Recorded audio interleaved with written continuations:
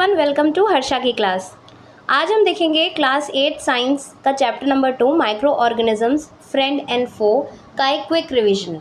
वैसे तो इस चैप्टर को डिटेल में मैंने समझाया हुआ है, वो वीडियोस ऑलरेडी मेरे चैनल पे अपलोडेड है, लिंक मैंने डिस्क्रिप्शन में पिन कर दिया, आप वो वीडियो वहाँ से देख सकते हैं। और अगर क्विकली इस चैप्टर को रिवाइज़ करना हो, हमें कुछ पॉइंट्स देखने हो, तो आप इस वीडियो को भी रेफ़र कर सकते हैं। तो चलिए स्टार्ट करते हैं फटाफट से। Point number 1 is microorganisms और microbes are organisms that can not be seen with the naked eye. So microorganisms, ये दो शब्दों से मिलकर के बना हुआ है। माइक्रो मीन्स बहुत सूक्ष्म, बहुत छोटे, ऑर्गेनिजम्स मीन्स जीवाणु। सो ऐसे जीवाणु जो बहुत छोटे होते हैं, वो इतने छोटे होते हैं कि हमें अपनी बेयर आइज से नहीं दिखते हैं। उन जीवाणुओं को देखने के लिए हमें माइक्रोस्कोप का ही यूज़ करना होता है। विदाउट माइक्रोस्कोप हम ऐसे ऑर्गेनिजम्स को नहीं देख सकते, इसीलिए हम इन्हें माइक्रो ऑर्गेनिजम्स कहते हैं। तो पॉइंट नंबर 2 में मेंशन है, micro organisms are widely distributed of their ability to tolerate extreme temperatures. कितना भी एक्सट्रीम टेम्परेचर हो, बहुत हॉट टेम्परेचर हो या कोल्ड टेम्परेचर हो, कैसा भी टेम्परेचर हो, माइक्रो ऑर्गेनिज्म सभी टेम्परेचर में सर्वाइव कर लेते हैं। Third number is classification of microbes. Classification means इनको कौन कौन सी कैटेगरीज़ में हम रखते हैं।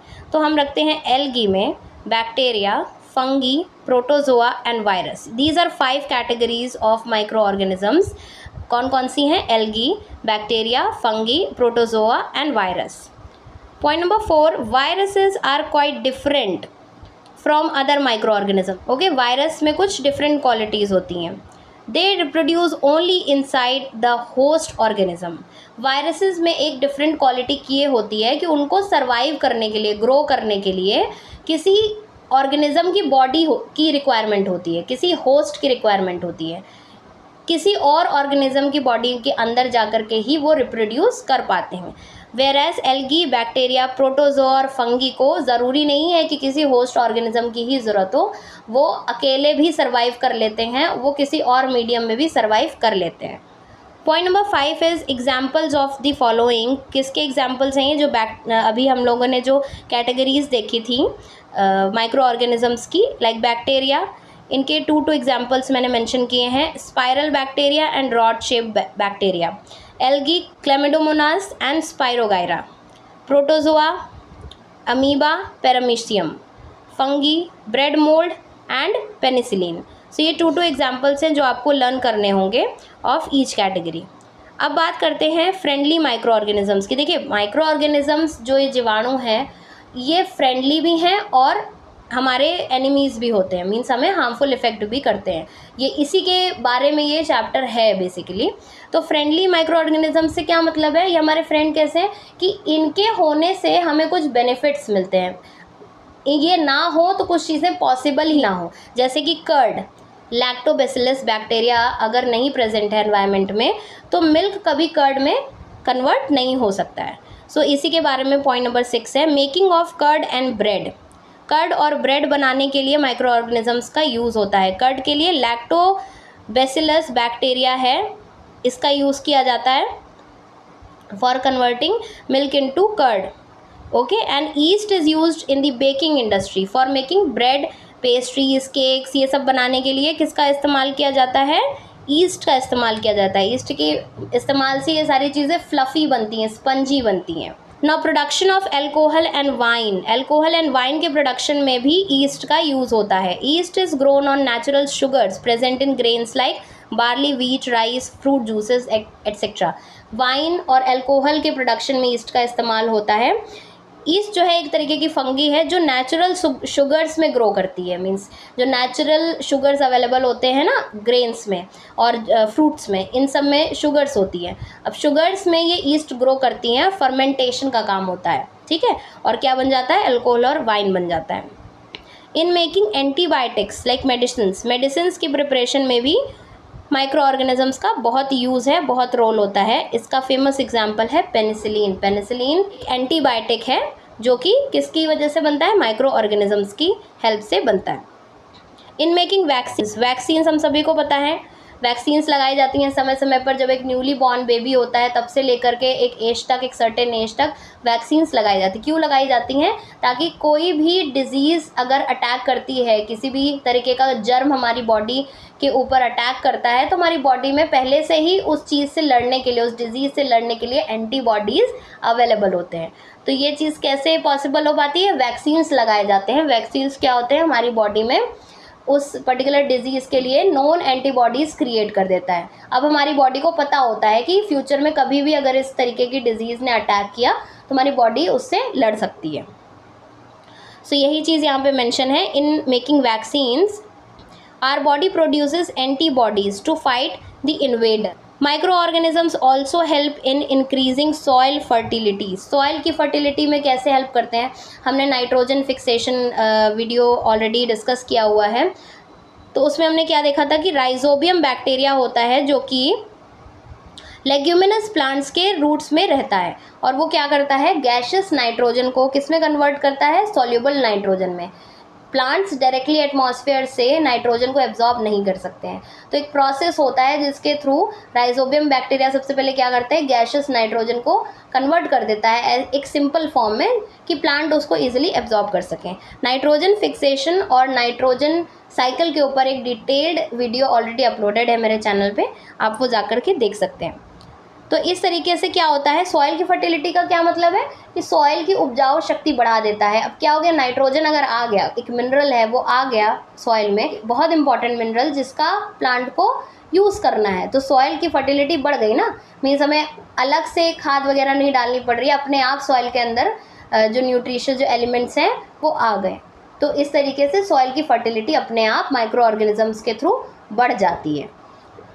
Cleaning the environment. Cleaning the environment से क्या मतलब है कि जब भी प्लांट्स और एनिमल्स डेड होते हैं, डिके होते हैं ना, या इनका जो वेस्ट प्रोडक्ट होता है एक्सक्रीटा करते हैं, तो ये सारी चीज़ें डिकम्पोज हो जाती हैं कि इनकी हेल्प से, कुछ फंगी और बैक्टीरियाज के हेल्प से। तो जब ये डिकम्पोज हो जाते हैं, डिकम्पोज होने के बाद, सड़ने के बाद ये वापस से मिट्टी में ही मिल जाते हैं। तो क्या हो गया? अब अगर ये पड़े रहते हैं, अगर डेड बॉडीज़ पड़ी रहेंगी तो क्या होगा? उससे एनवायरनमेंट क्या होगा? पोल्यूटेड हो जाएगा, बीमारियां फैलने लगेंगी।